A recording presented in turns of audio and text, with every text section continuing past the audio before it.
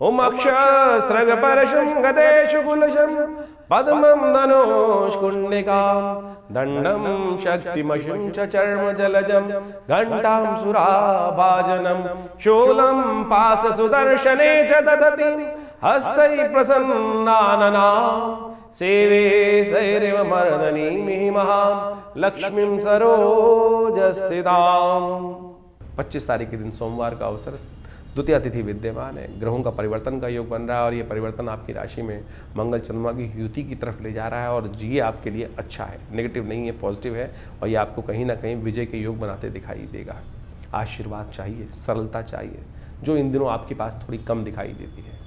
आपको अपने आप में तो लगता है कि आप सरल हैं, लेकिन सामने वाला कहीं ना कहीं आपको थोड़ा हठी मानता दिखाई दे रहा है और थोड़ा सा कहीं ना कहीं आपके कृत्यों से वो प्रकट भी हो रहा है कि थोड़ा तलवार लेकर तैयार बैठे हो। ऐसा मत करो, शांति के साथ चलने का प्रयास करोगे तभी चीज़ रहेंगी, नहीं तो बहुत सारी चीज़ों को अशांत करने का योग आपके द्वारा ग्रह बनते दिखाई दे रहे हैं। शांत होकर काम करने का प्रयास करें। सूर्य को नित्य प्रति जल दीजिए, हो सके तो नमक का सेवन कम करें। ये सारे उपाय आपको करने की ज़रूरत है इन दिनों, नहीं तो ये सूर्य का जो चंद्रमा के साथ जो युति चल रही है, चंद्रमा सूर्य की और केतु की, वो कहीं ना कहीं नेगेटिव हो सकती है आपके लिए। तो इस बात का ध्यान रखते हुए कार्य करना पड़ेगा आपको। थोड़ा सा एक काम करें, थोड़ा दूध पानी में डालकर उसी से स्नान करने का प्रयास, 2 बूंद भी डाल दोगे ना तो बहुत अच्छा हो जाएगा आपके लिए। 26 तारीख का दिन मंगलवार का दिन है, तृतीय तिथि विद्यमान है इस दिन और इस दिन ग्रह नक्षत्रों के दृष्टिकोण से ग्रहों का योगायोग जो आपके लिए बन रहा है वो आशीर्वाद से मेवा देता दिखाई दे रहा है। सरल होइए, आशीर्वाद लीजिए, विनम्रता के साथ। बड़े लोगों का सामने बहस मत कीजिए, कहीं ना कहीं बहस जो है वो नेगेटिव जाएगी और शांति से जो काम, शालीनता से जो काम हो सकता है, बहस से नहीं हो सकता। इस बात का आपको ध्यान रखते हुए कार्य करने की ज़रूरत है। विनम्र होकर तो कहीं ना कहीं आप चीज़ हो सकती है। जो आगे बढ़ने वाला व्यक्ति होता है वो विनम्र होता है, ये नहीं कि हम ही चलाएंगे सब कुछ। कई बार हमको गलतफहमी लगती है कि जो आगे बढ़ने जो व्यक्ति जिसकी चल रही होती है, जिसका भाग्य साथ होता है, वो विनम्र नहीं होता। विनम्रता सबसे पहली आवश्यकता है। इस बात को जितनी जल्दी आप समझ लें उतना अच्छा है। वराह जयंती है इस दिन, अंगारक चतुर्थी है इस दिन, क्योंकि मंगलवार और चतुर्थी का योग बन रहा है। भारत के पंचांग के अनुसार से गणेश चतुर्थी कई क्षेत्रों में कल के लिए कही गई है, लेकिन भारत से आगे की तरफ यदि हम चलें कि जहाँ भी यूरोप में या यदि अमेरिका में, तो उस दिन गणेश चतुर्थी का योग इस मंगलवार को भी पड़ेगा, महाचतुर्थी का योग बन जाएगा। कहा जाता है कि जिस दिन चतुर्थी और मंगलवार का योग बन जाए और उस दिन मध्याह्न व्यापनी चतुर्थी हो, तो मध्याह्न व्यापनी इस बार पड़ रही है भारत के अंदर भी, लेकिन वो करीब 3 बजे के आसपास, 1:30 बजे के आसपास आरंभ हो रही है, उससे पहले 12 बजे के आसपास तक तृतीया रहेगी। तो गणेश चतुर्थी दोनों दिन मनाई जा सकती है, लेकिन श्रेयकर रहेगा कि यदि मध्याह्न व्यापनी अगले दिन भी मिले तो उसको कहा जाता है कि अगले दिन भी, बुधवार के दिन भी मनाई जा सकती है। लेकिन दोनों दिन इस बार ग्रहों का योगा योग बन रहा है, लेकिन दिक्कत एक हो गई है चंद्र दर्शन को लेकर। तो हमारे दृष्टिकोण से दोनों दिन के चंद्र कलंकित हैं। इस बात का ध्यान रखें, दोनों दिन के चंद्र कलंकित हैं तो अवश्य दोनों दिन चंद्र दर्शन से निषेध रहना चाहिए, नहीं तो मत्थे लग गया ना तो कलंक लगा देगा आपके लिए। इस दिन विशेष तौर पर उसका पूरी कथा हम आपके समक्ष अभी कुछ देर में उपस्थित करेंगे, कैसे बच सकते हैं और क्या उसका रास्ता है। लेकिन ध्यान रखिएगा, इस दिन वराह जयंती भी हमने विवेकानंद योगाश्रम में इस दिन हनुमान जी का सुंदर स्तवन, क्योंकि अंगारक चतुर्थी मंगल का जन्म दिवस है, शनि मंगल का टकराव चल रहा है। वराह जयंती भगवान की कृपा प्राप्त करने का दिवस है और साथ साथ हनुमान जी की पूजा, गणेश जी का सुंदर पूजन। तो हमने आश्रम पे व्यवस्था रखी, सुंदरकांड का पाठ, गणेश यज्ञ, मंगल ग्रह शांति महायज्ञ, हनुमान जी का सुंदर यज्ञ रहेगा। इन समस्त तिथियों का लाभ लेने के लिए आप भी इस कार्यक्रम में सम्मिलित हो सकते हैं। भंडारे का कार्यक्रम रहेगा, यज्ञ रहेगा, सुंदरकांड का पाठ रहेगा, गणेश जी को, हनुमान जी को सिंदूर चढ़ने की सुंदर व्यवस्था रहेगी और गणेश अथर्व शीर्ष के द्वारा यज्ञ भी रहेगा। तो आप सुंदर रूप से उसमें सम्मिलित होकर भगवान की कृपा प्राप्त करने का योग बना सकते हैं। 27 तारीख का दिन बुधवार का दिन है और उस दिन बहुत सारे क्षेत्रों में गणेश चतुर्थी का सुंदर योग बनता दिखाई दे रहा है पंचांग के दृष्टिकोण से भी इस दिन, क्योंकि मध्याह्न व्यापनी गणेश जी की जो चतुर्थी है उस दिन व्याप्त रहेगी। भारत इत्यादि क्षेत्र में गणेश चतुर्थी इस दिन मनाई जा रही है। ग्रह नक्षत्रों के दृष्टिकोण से ये योग जो है वो बहुत महत्वपूर्ण परिवर्तन का योग आपके लिए बनता दिखाई दे रहा है और इस दिन गजकेसरी योग राजयोग बनकर आपके लिए तैयार होगा। विघ्नहर्ता गणेश जी का सुंदर स्तवन कर लेने से बहुत सारे मामलों में आपको आशीर्वाद मिलने का योग बनता दिखाई दे रहा है। तो इस आशीर्वाद को लेने के लिए थोड़ा सा भगवान का स्तवन कर लेंगे तो बहुत अच्छा रहेगा। इसका विधान क्या है वो भी हम आपको बताते हैं। भारतीय संस्कृति में हर रोज़ एक नया त्यौहार होता है और उन कथाओं के पीछे पीछे, उन अवतारों के पीछे पीछे बड़े रहस्य की बातें छुपी हुई होती हैं, हमारे जीवन पे जो बड़ा व्यापक प्रभाव डालती हैं। गणेश चतुर्थी के दिन भगवान गणेश का प्रादुर्भाव हुआ और भगवान गणेश के प्रादुर्भाव के साथ साथ समस्त संसार में उनको आशीर्वाद मिला कि जीवन के विघ्नों को दूर करने के लिए, रिद्धि सिद्धि प्राप्त करने के लिए गणेश जी सबसे पहले प्रथम पूज्य माने गए। और प्रथम पूज्य के साथ साथ उनकी जो ख्याति थी पूरे संसार में फैली। और कहा जाता है कि गणेश जी की जो आकृति थी जिस प्रकार की, उसको देखकर चंद्रमा एक बार उनका उपहास करने के लिए उद्धृत हुए। चंद्रमा उनके स्वरूप को देखकर जब हंसे तो कहा जाता है चंद्रमा को कलंक लगा। श्री गणेश के श्राप का उनको भागी बनना पड़ा और गणेश जी के श्राप से कहा गया कि चंद्रमा अपने सौंदर्य पर जो लेकर जो इतराते हैं, उनका जो भी दर्शन करेगा उन पर कलंक लगना भी आवश्यक हो गया। उस दिन से कहा जाता है कि चंद्रमा को ऐसा श्राप लगा कि बिल्कुल आज के बाद जो तुम्हारा दर्शन करेगा, तुमको अपने स्वरूप के ऊपर इतना अभिमान है कि जिसके कारण से तुम बड़े सुंदर लगते हो कि तुम्हारे में कलंक रहेगा, जो भी तुम्हारा दर्शन करेगा उस पर भी कलंक लगने के योग बनेंगे। तब कहा जाता है चंद्रमा बड़े शोक भाव से भगवान के समक्ष उपस्थित हुए, बड़ी क्षमा मांगी। तब जाकर श्री गणेश ने उस पूरे जीवन पर्यंत के कलंक को, श्राप को केवल एक दिन पर बांध दिया। तो भाद्रपद मास के शुक्ल पक्ष की गणेश चतुर्थी जिस दिन होती है, गणेश जी का जन्मोत्सव जिस दिन होता है, जिस दिन ये घटना घटी थी उसी दिन तक के लिए कुछ देर के लिए चंद्रमा बाहर निकलते हैं शाम के समय पर, थोड़ी देर के लिए, और वो बड़े सुंदर चंद्रमा होते हैं उस दिन जब निकलते हैं। उनकी आभा बड़ी दिव्य होती है, लेकिन वो आभा ऐसी होती है कि उस दिन जिसकी नजर चंद्रमा पर पड़ गई, उनके जीवन में वो कलंक लगना निश्चय हो जाता है कि वो कलंक लगेगा ही लगेगा। और जो उनका दर्शन कर लेता है तो उस दिन भगवान कृष्ण तक ने एक बार उस चंद्र के दर्शन कर लिए थे। चौथ के चांद का दर्शन कहा जाता है कि बिल्कुल नहीं करना चाहिए। रामायण के अंदर भी इस भाव को रखा गया है कि बुद्धिमान व्यक्ति जो होते हैं इस बात को मानते हैं कि चौथ के चांद को नहीं दर्शन करते हैं, चौथ के चांद को दर्शन कर लेने से कलंक लग जाता है। तो इसलिए बुद्धिमान व्यक्तियों को इस बात का ध्यान रखना चाहिए। लेकिन गलती से मत्थे लग गया चंद्रमा। हम घर से बाहर निकलते हैं, कई बार सामने देखते हैं चंद्रमा निकले हुए हैं, बड़े सुंदर लग रहे हैं और ध्यान रहा नहीं, चतुर्थी है तो जिस दिन, और निश्चित मान लीजिए कलंक लगना निश्चित हो गया। भगवान कृष्ण ने भी गलती से चंद्रमा के उस दिन दर्शन एक बार कर लिए। कहा जाता है कि उनके ऊपर भी कलंक लगा सम्यंतक मणि चुराने का। कहा जाता है कथा के दृष्टिकोण से द्वारकापुरी में सत्राजीत नाम का एक उनका भाई था और वो साधना करता था, नित्यपति भगवान सूर्य की उपासना करता था। भगवान सूर्य की उपासना कर कर भगवान सूर्य को प्रसन्न किया और वो सम्यंतक मणि भगवान से प्राप्त करी। और कहा जाता है उस मणि का इतना प्रादुर्भाव था, इतना चमत्कार था कि वो नित्यपति स्वर्ण को देती थी और उस स्वर्ण को जिस प्रकार से प्राप्त होता था, जिसके पास भी वो मणि रहेगी वो स्वर्ण ही स्वर्ण में खेलता था। तो वो नित्यपति इस भाव को रखता था। लोगों ने कहा सत्राजीत को कि ये मणि तेरे लायक नहीं है, तुमको भगवान कृष्ण को दे देनी चाहिए, जिससे समाज के सुंदर कार्य हो सके, समाज में सुंदर लोगों की सहायता हो सके। लेकिन सत्राजीत अभिमान ग्रसित था। तो सत्राजीत ने उस जब सम्यंतक मणि को भगवान सूर्य से प्राप्त कर लिया तो कहा जाता है कि वो 8 पैर सोने को का निर्माण करती थी। लोगों ने कहा भगवान कृष्ण को ये मणि दे देनी चाहिए, तेरे लायक नहीं है। लेकिन वो अभिमान ग्रसित था, साधना से प्राप्त करी हुई उस निधि को कैसे किसी और को दे दे। उसने वो मणि जो थी अपने भाई प्रसेन एक दिन वो मणि पहनकर जंगल में चला गया। और जब वो प्रसेन जंगल में चला गया तो कहा जाता है कि वहाँ उसका युद्ध जामवंत से हुआ। जामवंत से युद्ध होने के बाद प्रसेन को जामवंत ने मार दिया। और जामवंत ने जब प्रसेन को मार दिया तो सत्राजीत वहाँ पहले से ही इस बात से भाव था उसको कि भगवान कृष्ण इस मणि को प्राप्त करना चाहते हैं, जबकि भगवान की कोई इच्छा नहीं थी। वो समाज की बात कर रहे थे। समाज में बहुत सारे लोगों ने इस बात को रखा था कि सत्राजीत ये मणि तेरे स्वरूप के अनुसार से नहीं है, इसको भगवान कृष्ण के पास ही होनी चाहिए। इस भाव को मन में रखकर, क्योंकि वो देव योग से घटना घट चुकी थी कि भगवान हमने चंद्र का दर्शन कर लिया था, कलंक उन पर लगना था और वो कलंक लग गया। सब पूरे राज्य के अंदर इस बात को सत्राजीत ने आक्षेप किया भगवान, क्योंकि भगवान ने चुरा ली मेरी मणि। तो कहा जाता है कि भगवान इस आरोप से मुक्त होने के लिए जिस प्रकार से उनके चरणों को देखते हुए, प्रसेन के चरणों को देखते हुए जंगल में गए। जंगल में जाके देखा कि वो चरण जो है एक गुफा की तरफ जा रहे हैं और उस गुफा से एक प्रकाश सा बाहर निकल रहा है। भगवान ने जाके देखा कि उस प्रकाश के मणि से भालू के रीछ के कुछ बच्चे खेल रहे हैं, और जब रीछ के बच्चे खेल रहे हैं तो भगवान ने उसको प्राप्त की। तो वहां जामवंत पीछे आए, और जामवंत जब आए तो भगवान के साथ उनका युद्ध हुआ। इससे पहले पूर्व में कथा आती है शास्त्र के दृष्टिकोण से।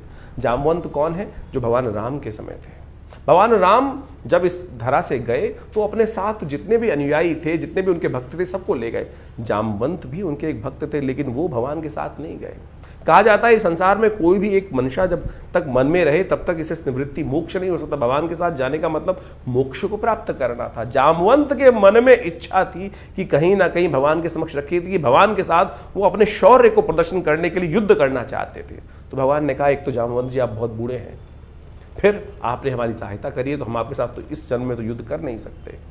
तो इसी कारण से कहा जाता है कि वो इतने लाख वर्ष इसी धरा पे रहे। और जब फिर भगवान कृष्ण का अवतरण हुआ तब भगवान कृष्ण के साथ उनका युद्ध हुआ, और युद्ध में 21 दिन तक लगातार युद्ध होने के बाद वो युद्ध में कहा जाता है कि जामवंत हारे, और वहां से भगवान ने मणि भी प्राप्त करी और जामवती को भी प्राप्त किया, और उन दोनों को लेकर पुनः द्वारका पधारे और वो सत्यजीत को वापस करी और पूरी कथा सुनाई। कहा जाता है इस कथा को सुन लेने से वो जो कलंक होता है वो नहीं लगता है। तो इस बात को मैं ध्यान रखें। इसके साथ एक और बात बता देते हैं हम आपको, इस कथा के साथ साथ समझ लेनी चाहिए कि इससे पहले जो दूज का चांद निकलता है, जो इसी मास में शुक्ल पक्ष का आरंभ जब होता है उस दिन दूज के दिन भी चांद निकलता है। कहा जाता है इसीलिए भारतीय संस्कृति में परंपरा बनी कि दूज का चांद अवश्य देखना चाहिए।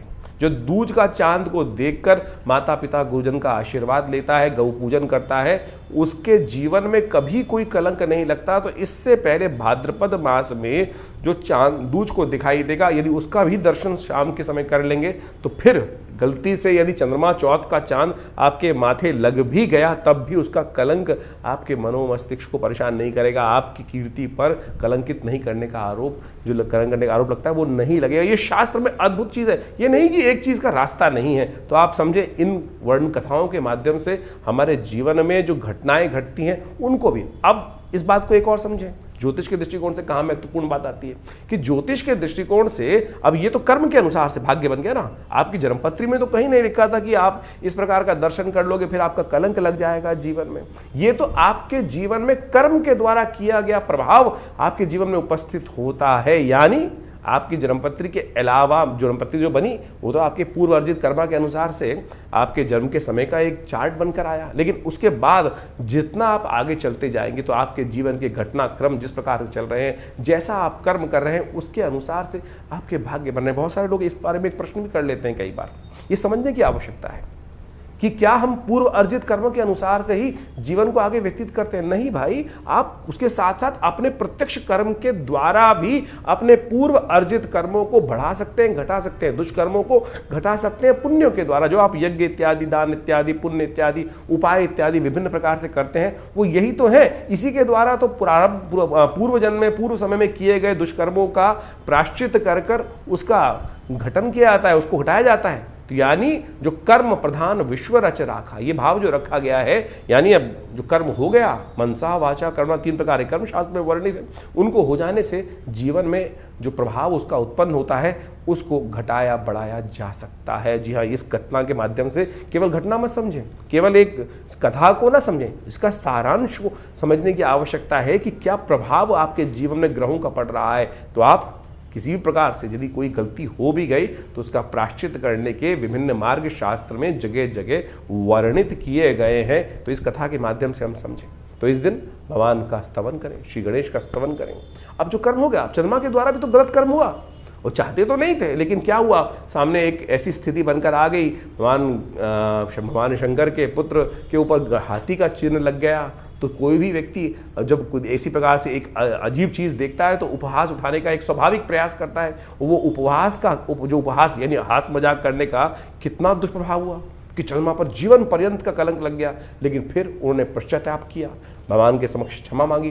तो उस क्षमा मांग के 365 दिन पूरे जीवन का कलंक हटाकर केवल 2 आधे घंटे के लिए उस कलंक को बांध दिया गया। चल इतनी देर के लिए तेरे को प्रायश्चित इतनी देर तो करना ही पड़ेगा।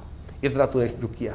तो यानी जिस प्रकार के भी ये कर्म करते हैं, लेकिन सबसे पहले हम समझें कि हमारी गलत हुआ, उसको ठीक करने का मार्ग अवश्य बनाने का प्रयास करें। इन कथाओं के माध्यम से ज्योतिष के साथ हम कई बार एक कथा सुनाते हैं, तो इस बात को हमें समझना चाहिए कि इन सब का महत्व ज्योतिष के साथ है।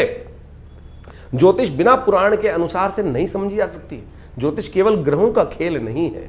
ग्रहों को जानने के साथ साथ उनके द्वारा किए गए जो प्रभाव हैं, अच्छे या बुरे, बुरे हैं तो उनको निष्क्रिय कैसे करना है, उनका जो माध्य निकलना है, रास्ता निकलना है, वो इन जो वैदिक शास्त्र है उनके अनुसार ही निकलना है। तो हमने इस बात को आपके समक्ष इसी कार्यक्रम में इसलिए रखने का सोचा कि आपको पूरा सार समझाने का प्रयास, छोटे रूप में नहीं समझ सकते हैं तो आप किसी प्रकार की भी जीवन में चिंता करना छोड़ें। सबसे पहले तो अरे कुछ ये प्रभाव हो गया, बहुत सारे लोग सिर पकड़ के बैठ जाते हैं कि मेरी तो 7.5 चल रही है, मेरा तो ये चल रहा है, मेरा तो वो चल रहा है। अरे चलना है तो चलने दीजिए ना, उसका हम ठीक करने का रास्ता भगवान की प्रार्थना से, उन उपायों से सही मार्ग पर चलकर प्राप्त करने का प्रयास करें। बहुत सारे लोग बड़े विचित्र होते हैं, लाखों रुपए खर्च करने को तैयार है कि मैं इसको कर देता हूं, ऐसा कर देता हूं, ये पंडित जी मेरे लिए ये जब कर देंगे, ऐसा कर देंगे, वो कर देंगे। क्या? अरे आपके स्वयं करने से होने वाला है। मैं ये पहन लेता हूं, कोई अंगूठी पहन रहा है, कोई कुछ कर रहा है, कोई कुछ कर रहा है। कर्म मन से सोचने से, कर्म को सही मार्ग पे करने से तब जाकर कष्टों से निवृत्ति का मार्ग बनेगा। इसको सैद्धांतिक तौर पर आपको अच्छे से समझ लेना चाहिए। आपका स्वयं का समर्पण चाहिए, तब जाकर भगवान की कृपा आपके जीवन में प्राप्त होगी। तो ये सुंदर रूप से गणेश जी का जो जन्म की कथा है ये बड़ी अद्भुत है, और हमने इस दिन विशेष तौर पर भगवान की प्रार्थना करने के लिए आश्रम में बड़े विशेष कार्यक्रम रखे हैं। आप सब उसमें सम्मिलित हो सकते हैं भगवान की कृपा प्राप्त करने के लिए। इस बार पंचांग के दृष्टिकोण से बड़ा एक और योग बन रहा है कि जो गणेश चतुर्थी के दिन योग बन रहा है, कई क्षेत्रों के अनुसार क्षेत्रवाद रहेगा इसमें। जिन जिन क्षेत्रों में जैसे चतुर्थी 2 दिन की पड़ रही है इस बार, पूरे विश्व के दृष्टिकोण से देखा जाए तो जहां मध्यकालीन चतुर्थी जिस समय पर आ रही है, जैसे यदि हम बहुत सारे विदेश में देखें, भारत से आगे जाके देखेंगे तो वो मंगलवार के दिन ही चतुर्थी का योग पड़ रहा है जो वहाँ रहेगा, तो वहाँ महाचतुर्थी का योग बन गया। यानी गणेश चतुर्थी के दिन मंगलवार के दिन रहेगी तो महाचतुर्थी का योग बन जाएगा। तो ऐसे में मध्याह्न व्यापनी दोपहर के समय जहाँ चतुर्थी जिस समय पड़ रही है वहाँ गणेश चतुर्थी मानी जाएगी। और कलंक 14 जो चौथ है वो भी पत्थर चौथ जो है वो उसी दिन बनेगी। इसका एक नाम पत्थर चौथ भी है।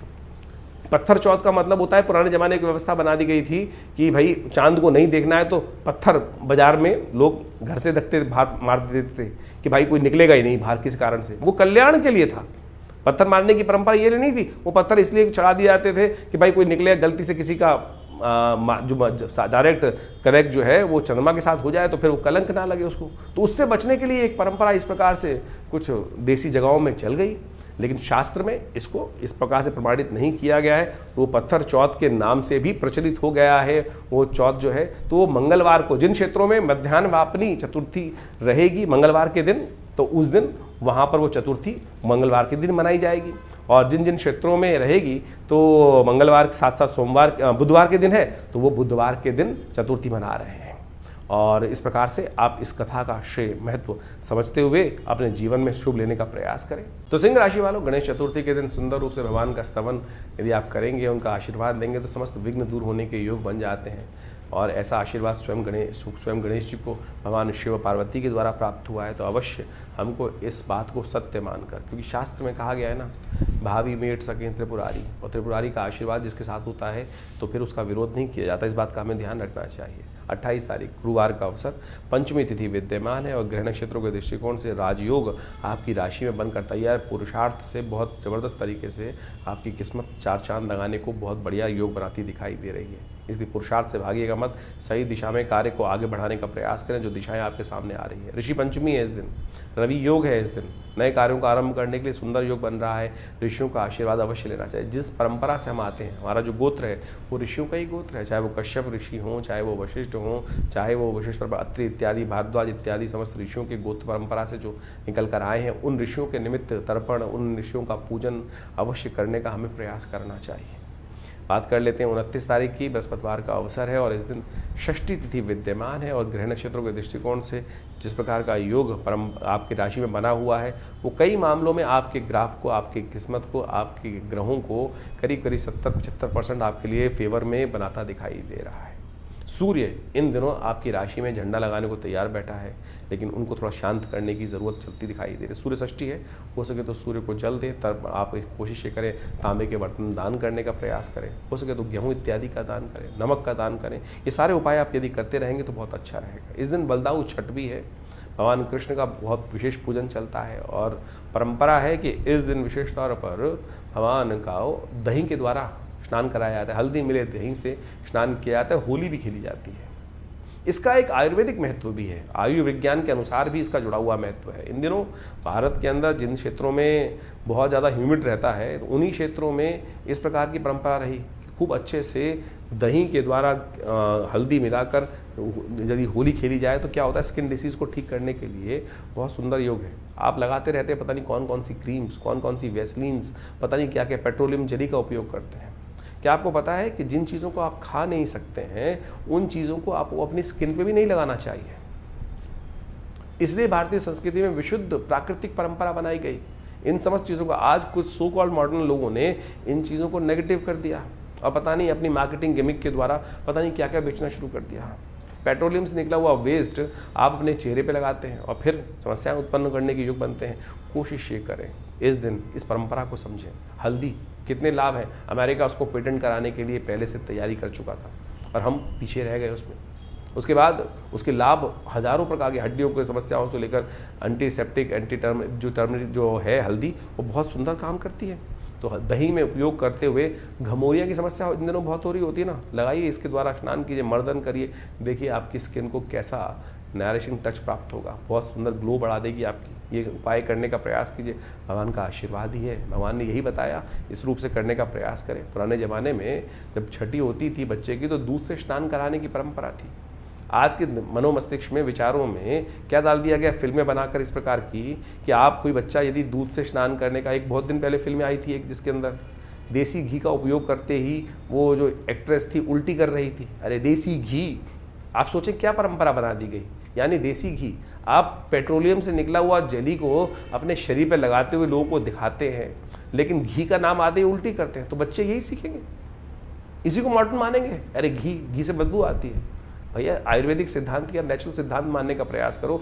जैसे हमने कहा कि जिस चीज़ को आप खा नहीं सकते उसको स्किन पे कैसे लगाओगे आप, और फिर उससे बीमारियां होंगी, किस प्रकार की स्थिति बचेगी। तो आप समझें कि हमारे जो उत्सव हैं कितने सुंदर रूप से भारतीय संस्कृति में उपस्थित किए गए हैं। 30 तारीख शनिवार का अवसर, सप्तमी तिथि विद्यमान है और उस दिन चंद्रमा होने जा रहे हैं नीच के।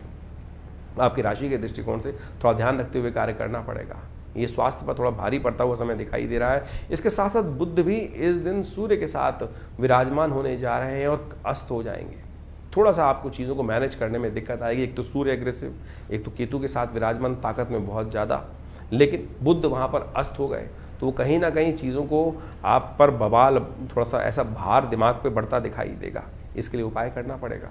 थोड़ा सा आप कोशिश ये करें, अपने ग्रहों को बल देने का प्रयास करें। शनि महाराज इन दिनों वैसे ही आपकी सफलता में कुछ बाधा उत्पन्न करने के लगातार योग बनाए जा रहे हैं। आपके कहीं ना कहीं चरित्र हनन का योग बन सकते हैं। लोग आपको एरोगेंट बोलते दिखाई दे रहे हैं कि पागल है, ऐसा बोलने के योग बना सकते हैं।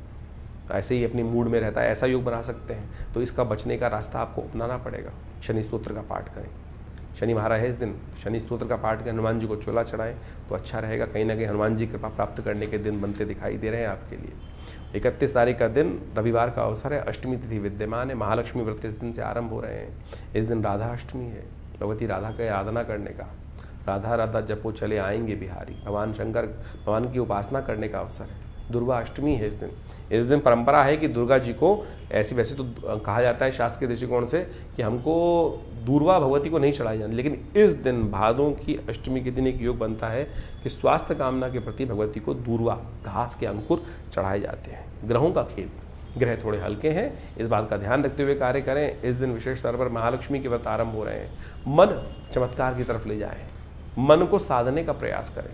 महालक्ष्मी के व्रत आरंभ हो रहे हैं। महालक्ष्मी कृपा, देव कृपा कहा जाता है। संसार में सब कुछ, इस संसार में देवताओं के अधीन है और विशेष तौर पर देवता जो है मंत्र के अधीन है, और वो मंत्र जो जप कर लेगा, ज्ञानी जन जो मंत्र जप करके उनको सिद्ध कर लेंगे, देवता भी उनके अधीन हो जाएंगे।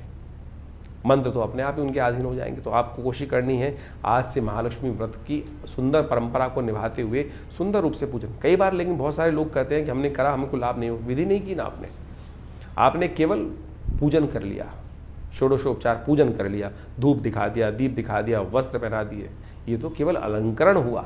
पूजा कहाँ हो? ये तो केवल कर्मकांड के सिद्धांत के अनुसार से। मेन अनुष्ठान कहाँ हुआ? अनुष्ठान किया जाता है मंत्र का।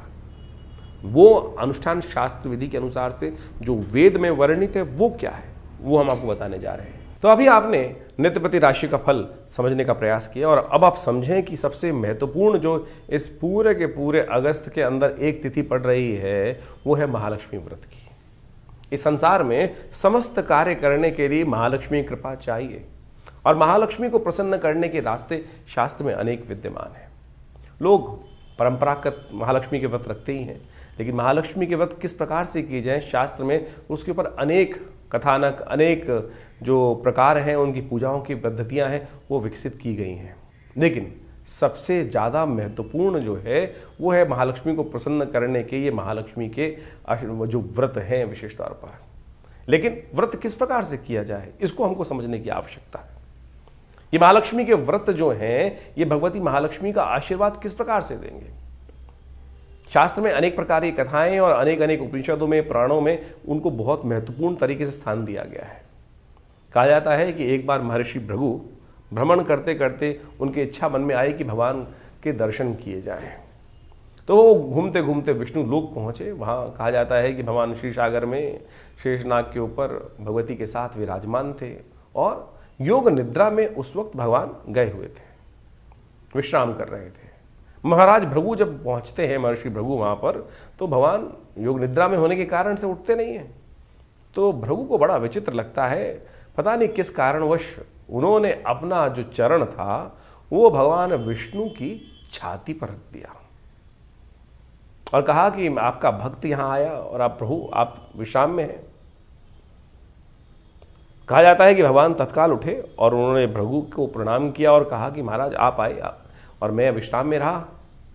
लेकिन जिस प्रकार से उन्होंने चरण से भगवान विष्णु के वक्षस्थल पर आघात किया, कहा जाता है महालक्ष्मी वहीं बैठी हुई रुष्ट हुई थी। जो रुष्ट हुई तो उन्होंने महाराज भृगु को श्राप दिया कि आज के बाद हम किसी भी प्रकार से जो आप लोगों के पास नहीं आएंगे।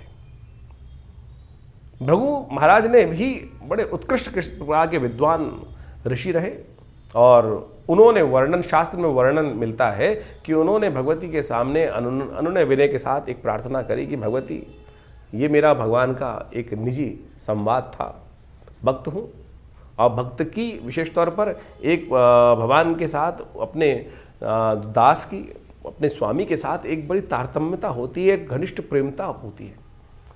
और भगवान ने कुछ नहीं कहा लेकिन आपने श्राप दिया, मैं उसको स्वीकार करता हूँ, लेकिन ऐसे मंत्र बनाता हूँ। महर्षि भृगु के द्वारा बनाए गए श्री विद्या के अंतर्गत आए श्री सूक्त का निर्माण उन्होंने उस कथानक के बाद किया और कहा कि जो मैं क्या, ऋषि क्या, कोई भी वर्ण का व्यक्ति संसार में इन मंत्रों को जप करेगा, उनके द्वारा यज्ञ करेगा, इस पद्धति के द्वारा कार्य करेगा, तो माँ भगवती आपको उस दास पर कृपा करनी ही पड़ेगी। और उनके द्वारा बनाए गए वो मंत्र विशेष तौर पर कहा जाता है महालक्ष्मी सूक्त के रूप में उपस्थित है। ऋग्वेद में आए हुए उपनिषद के अंतर्गत, ऋग्वेद उपनिषद के अंतर्गत आए हुए महालक्ष्मी सूक्त के अंदर इन मंत्रों का वर्णन मिलता है। और सत्य माने हमने इसके ऊपर बहुत शोध किया। ये जो विधि है श्री सूक्त की, ओम हिरण्यवर्णाम हरणिम सुवर्ण रजत सृजाम चंद्राम हिरण्यमयीं लक्ष्मीं जात वेदो माव ताम आव जात वेदो लक्ष्मी मनमगामिनीं यस्याम हिरण्यम विंदेयम कामश्वम पुरुषानहम। ये जो 16 मंत्र है, हमने 2 मंत्र आपके समक्ष इस वक्त यहाँ रखे। इनको जो नित्यपति इनके द्वारा भगवती महालक्ष्मी की आराधना करते हैं और तो कहा जाता है कि महालक्ष्मी बाध्य हो जाती हैं उस जातक पर अपनी कृपा करने के लिए। तो इन महालक्ष्मी के जो व्रत आरंभ हो रहे हैं 31 तारीख से, भाद्रपद मास कि जो अष्टमी जो बन रही है उस दिन से ये महालक्ष्मी व्रत आरंभ जो हो रहे हैं। इस दिन से नित्यपति भगवती की षोडशोपचार पूजन करने के उपरांत इन मंत्रों का जप और नित्यपति घी के द्वारा, कमल के बीजों के द्वारा और बिल्व के की सामग्री का उपयोग करते हुए, समस्त चीज़ों का उपयोग करते हुए श्रद्धा भाव से यदि नित्यपति इन मंत्रों का जप आप इन 16 दिनों में करेंगे तो भगवती महालक्ष्मी की असीम कृपा प्राप्त होने का योग बन जाता है। बाह्य तौर पर बहुत सारे लोग व्रत करते हैं, लेकिन बाह्य रूप से उनकी पूजा कर लेते हैं, प्रार्थना कर लेते हैं, उनका पूजन कर लेते हैं, और वो तो पूजा हुई, व्रत कहाँ हुआ, जो उनके समर्पण भाव हुआ। लेकिन जो मूल कारण है, जो है कृपा प्राप्ति करने का जो सिद्धांत है, फिनोमिना क्या है, वो पद्धति क्या है, वो ये श्री सूक्त का जप है, श्री सूक्त का यज्ञ है। यदि इन श्री सूक्त के मंत्रों का नित्यपति यज्ञ करते हैं, हमारे इस चैनल के ऊपर आप डिस्क्रिप्शन में जाकर उन मंत्रों को देख सकते हैं। हमने उसका पूरा यज्ञ अपने इस चैनल पर रखा है, डाला है, और ज़्यादा से ज़्यादा 1.5 मिनट में वो 16 मंत्र पूरे हो जाते हैं। और नित्यपति यदि उनका 108 बार श्रवण, उसका स्तवन आप करना शुरू कर दें तो भगवती महालक्ष्मी की कृपा प्राप्त करने का जो चाहो, जैसा चाहो वैसा होने के योग, चमत्कार एक नहीं हजारों बार हमने देखा। हम भी संसार में रहते हैं, और जो व्यवस्था अब चलती है भगवती कृपा से अद्भुत रूप से वो कृपा प्राप्ति के योग बन सकते हैं। तो आप कैसे भी जीवन में दुर्भाग्य के योग बने हुए हो और ग्रहों का अशुभ प्रभाव हो, वो मंत्र वो शक्ति है कि मंत्र जो है वो देवताओं को बाध्य कर देते हैं आप पर कृपा करने के लिए, ग्रहों के दुष्प्रभाव को एक तरफ कर देते हैं। यदि इन शास्त्रोक्त विधि के अनुसार से, हमारी भारतीय संस्कृति ऐसी चमत्कारिक संस्कृति है कि जो योग कहा साथ साथ क्या है कि जो बिल्कुल पद्धतिबद्ध युक्त है कि अगर आप पूर्ण इस श्रद्धा के अनुसार से, विश्वास के अनुसार से इस मार्ग पर चलोगे तो उस गंतव्य के निष्कर्ष पर, अंतिम लक्ष्य को प्राप्त करने का रास्ता बनेगा ही, उसमें कोई दो राय हो ही नहीं सकती हैं। तो ये मंत्र विज्ञान का चमत्कार है जो हमने आज इस कथा के माध्यम से आपके समक्ष रखा है। तो इस भाद्रपद मास के जो महालक्ष्मी के व्रत आरंभ हो रहे हैं, इसमें इन 16 दिनों में नित्यपति, हमने विवेकानंद योगाश्रम में इसके लिए पूरा नित्यपति यज्ञ रखा है और पूर्ण विधि के अनुसार से भगवती महालक्ष्मी के ये अनुष्ठान को किया जा रहा है। आप भी उसमें अपना भाग ले सकते हैं। पूरी व्यवस्था जानने के लिए हमारे जो आश्रम के नंबर्स हैं उन पर संपर्क साध सकते हैं। आपके कैसे भी ग्रह योग हो, कोई बड़ा का कार्य हो, हमने जितनी बार भी, जिसके लिए भी, जब भी, अपने लिए भी, जैसे जब आवश्यकता के अनुसार से करते हैं तो भगवती के ये मंत्र चमत्कार दिखाते हैं। और ये बाण वो बाण है कि लक्ष्य भेद कर ही आता है और लक्ष्य की पूर्ति की तरफ ही काम करता है। तो बड़ी श्रद्धा के साथ आप इन महालक्ष्मी व्रतों को करें, श्रद्धा के साथ इन तरफ चलें। हमारा विश्वास है कि भगवती कृपा से आपके अद्भुत मनोकामना सिद्धि के योग अवश्य बनेंगे। तो इस कार्यक्रम में हमने आपके समक्ष समस्त राशि का प्रभाव उपस्थित किया। तो आप इस पर चलकर, इन मंत्रों को जानकर, इस विधि को जानकर अपने जीवन में कल्याण का मार्ग प्रशस्त करें। धन्यवाद।